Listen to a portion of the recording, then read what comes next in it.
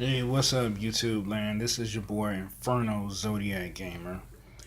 Just want to give you guys some more gaming news. Blizzard is looking for a game director for a unannounced Diablo project.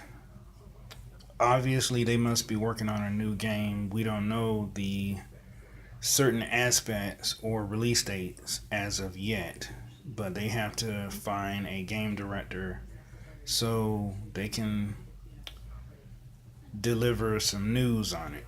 So this has been your boy Inferno Zodiac Gamer giving you some news. Please like, comment, or subscribe to my channel.